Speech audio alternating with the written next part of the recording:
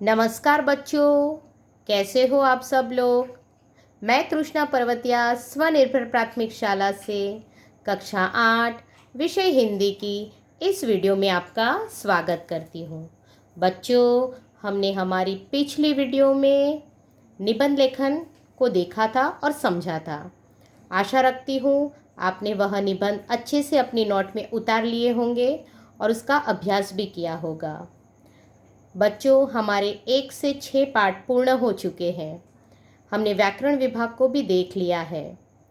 आज हम हमारी इस वीडियो में पत्र लेखन के बारे में समझेंगे और कुछ पत्र को देखेंगे कि पत्र को किस तरह लिखते हैं, वह भी सीखेंगे। तो चलो बच्चों, अब हम हमारे अभ्यास की ओर यानी पत्र लेखन की ओर आगे बढ़ते हैं। बच्चों, पत्र लिखने से पहले पत्र लेखन के लिए कुछ बातें ध्यान देने योग्य होती है, वह हम एक बार देख लेते हैं। जैसे यहाँ लिखा हुआ है, पत्र में बोलचाल की सरल भाषा का प्रयोग करना चाहिए, यानी पत्र लिखते समय हमें यह सभी बातों का ध्यान रखना होगा। पत्र में आवश्यक बातें ही लिखनी चाहिए। पत्र अधिक लंबा नहीं होना चाहिए। मित्र या सखी के लिए तुम सर्वनाम का तथा बड़ों के लिए आप सर्वनाम का प्रयोग करना चाहिए। पत्र में सबसे ऊपर बाईं ओर, बच्चों बराबर ध्यान रखना, पत्र में सबसे ऊपर बाईं ओर अपना पूरा पता और तारीख लिखनी चाहिए। बाईं ओर पत्र जिसे लिखना हो उसको शिष्ट भाषा में संबोधन करना चाहिए। इसके बाद अभिवादन करना चाहिए। इसके बाद पत्र के क्लेवर में मुख्य विषय को अभिव्यक्त करना चाहिए। पत्र समाप्त होने पर नीचे बाईं ओर पत्र लिखने वाले का संबंध और नाम लिखना चाहिए। तो पत्र लिखते समय हमें यह सब बातों का ध्यान रखना पड़ेगा बच्चों। अब हम देखते हैं कि पत्र जो रहते हैं वह बच्चों अलग अलग प्रकार के होते हैं। तो अलग अलग प्रकार के होने के कारण हम जब पत्र लिखते हैं तो उसके विषय में संबंध पुत्र पिता का हो तो उस समय अभिवादन संबंधी कौन से शब्द का उपयोग करना चाहिए, और पत्र की समाप्ति पर समाप्ति को किस तरह से, पत्र को समाप्त करते वक्त किस तरह से लिखना चाहिए, वह आपको एक बार बता देती हूँ। बच्चों, पत्र के प्रकार में पहला प्रकार है व्यक्तिगत पत्र। अब व्यक्तिगत पत्र में कौन से पत्र आते हैं बच्चों, तो पुत्र पिता को या पिता पुत्र को जो पत्र लिखते हैं वह, माता पुत्र को या पुत्र माता को, छोटे भाई बड़े भाई बराबर, बहन को, मित्र को, यह जितने भी जो पत्र है उसे व्यक्तिगत पत्र कहते हैं। और उसके लिए हम अभिवादन संबंधी कौन सी शब्द का उपयोग करेंगे बच्चों। अगर हमें पिताजी को लिखना है तो हम पूज्य या पूजनीय लिखेंगे, बराबर है। या फिर अगर हमारे मित्र को लिखना है तो हम प्रिय मित्र लिख सकते हैं।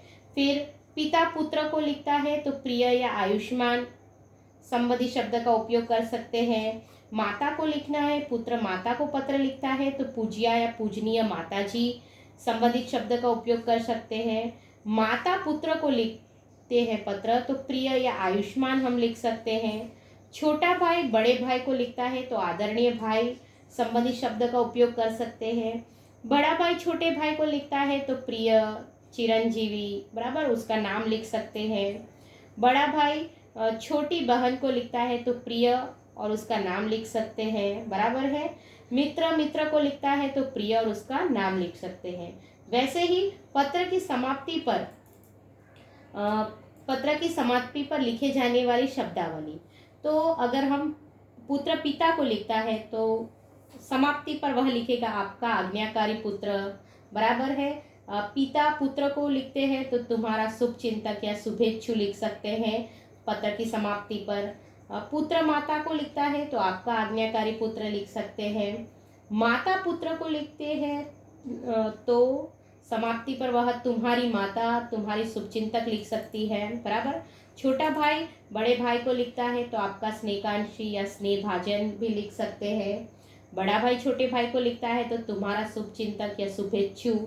बड़ा भाई छोटी बहन को तो तुम्हारा बराबर, या शुभ चिंतक, शुभेच्छुक। मित्र मित्र को लिखता है तो पत्र की समाप्ति पर अभिन्न हृदय, तुम्हारा मित्र, तुम्हारी सखी या तुम्हारा शुभ चिंतक, इस तरह से हम लिख सकते हैं बच्चों। पत्र लिखते समय अगर यह सभी संबोधन, अभिवादन आदि का आप ध्यान रखोगे तो पत्र और अच्छे से लिख पाओगे। बच्चों, पत्र के प्रकार में आगे है व्यावसायिक पत्र। व्यावसायिक पत्र लिखते समय हम पुस्तक विक्रेता को लिखते हैं, बराबर, या बैंक मैनेजर को, व्यापारी या दुकानदार को। यह जो भी पत्र हम लिखते हैं उसे व्यावसायिक पत्र कहते हैं। और उसके संबंधित हम जब पत्र की शुरुआत करते हैं तो महोदय, बराबर, श्रीमान प्रबंधक लिख सकते हैं। और पत्र की समाप्ति पे हम भवदीय शब्द का उपयोग कर सकते हैं। आगे पत्र के प्रकार में है कार्यालयी पत्र। बच्चों, कार्यालयी पत्र में किसी विभाग के अधिकारी को लिखना हो, समाचार पत्र के संपादक को लिखना है तो उसे कार्यालयी पत्र कहते हैं। उसमें उस समय हम पत्र की शुरुआत में मान्यवर या मान्यवर महोदय, श्रीमान संपादक महोदय, इस तरह से शब्द का उपयोग करके लिख सकते हैं। और पत्र की समाप्ति में हम भवदीय, निवेदक, प्रार्थी, विनीत, भवदीय या निवेदक, इस प्रकार के शब्द का उपयोग कर सकते हैं। उसके बाद आता है पत्र के प्रकार में प्रार्थना पत्र। बच्चों, प्रार्थना पत्र जैसे प्रधान आचार्य को यानी प्रिंसिपल को या किसी अधिकारी को लिखते हैं, बराबर, जो पत्र उसे प्रार्थना पत्र कहते हैं। अब प्रार्थना पत्र की जब हम शुरुआत करते हैं तो उसमें हम लिख सकते हैं श्रीमान प्रधान आचार्य महोदय या मान्यवर महोदय। और उसकी समाप्ति पे विनीत, प्रार्थी, कृपाकांक्षी, आपका आज्ञाकारी शिष्य, आपकी आज्ञाकारिणी शिष्या, निवेदक, प्रार्थी, विनीत या निवेदिका, बराबर। तो इस तरह से पत्र लिखते समय अगर हम ये सभी बातों का ध्यान रखेंगे बच्चों तो हम हमारे पत्र को अच्छे से लिख पाएंगे। तो चलो बच्चों, अब हम पत्र को अब हम हमारे पत्र लेखन की ओर आगे बढ़ते हैं। पत्र लेखन में हमारा पहला पत्र है कोरोना महामारी से बचाव के लिए मित्र को सलाह संबंधित पत्र। बच्चों, पत्र में सबसे ऊपर बाईं ओर अपना पूरा पता, तो मैंने पता लिखा हुआ है, आप अपने हिसाब से भी पता बनाकर लिख सकते हो। शांति सदन, स्टेशन रोड, दाहोद। फिर मैंने पिन नंबर लिखा है 389151, 23 सितंबर 2020। पत्र को शुरू करते हैं बच्चों। मित्र को पत्र लिखना है इसलिए हम लिखेंगे प्रिय मित्र राहुल, आशा है कि तुम और तुम्हारे परिवार के सभी सदस्य कुशल हैं। तुम तो जानते ही हो आजकल पूरे संसार में कैसे कोरोना महामारी का प्रकोप फैला हुआ है। वायरस से लाखों लोग अस्पताल में बीमार है और हजारों लोगों की मृत्यु हो गई है। आगे देखते हैं बच्चों, इस महामारी से निपटने के लिए केवल एक ही कारगर हथियार है और वह है कि हम अपने घर में रहें और लोगों से सामाजिक दूरी बनाकर रखें। इसलिए मैं भी घर में ही अपना समय व्यतीत कर रहा हूँ और लॉकडाउन का पूर्ण रूप से पालन कर रहा हूँ। आशा करता हूँ कि तुम भी लॉकडाउन का पालन कर रहे होंगे और साथ ही साथ सरकार द्वारा जारी किए गए निर्देशों का भी पालन कर रहे होंगे। घर में ही रहना और परिवार के सदस्यों का ध्यान रखना। तुम्हारा मित्र राजेश।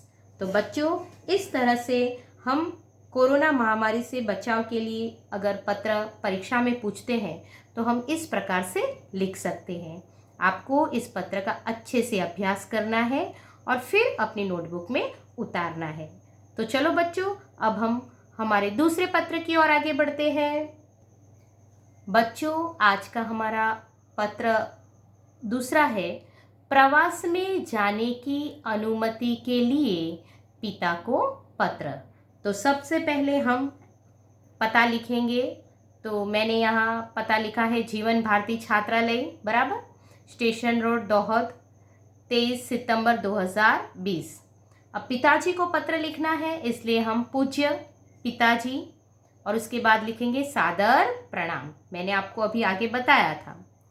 फिर लिखेंगे आपका पत्र मिला, सबकी कुशलता जानकर बड़ी खुशी हुई, आप मेरी जरा भी चिंता न करें। बच्चों इसके बाद आके लिखेंगे आपको सूचित करते हुए मुझे खुशी हो रही है कि हमारी कक्षा के सब विद्यार्थी अगले महीने की 17 तारीख को अजंता एलोरा की गुफाएं देखने जाने वाले हैं। मैं भी उस प्रवास में सम्मिलित होना चाहता हूँ।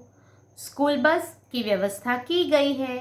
यह प्रवास 3 दिन का रहेगा और 800 रुपये का खर्च आएगा। इस प्रवास में बहुत से दर्शनीय स्थल देखने को मिलेंगे। मेरे सभी साथी मनीष, साहिल, श्रेया, जाकिर, वहीदा, गुरमीत और डेविड भी इस प्रवास में जाने वाले हैं। मैं भी इस प्रवास में शामिल होना चाहता हूँ। आप पत्र द्वारा इस प्रवास के लिए मुझे अनुमति देने और 800 रुपये मनी ऑर्डर से भेजने की कृपा करें। पूजनीय माताजी को सादर प्रणाम और सोनल को प्यार। आपका आज्ञाकारी पुत्र रमेश।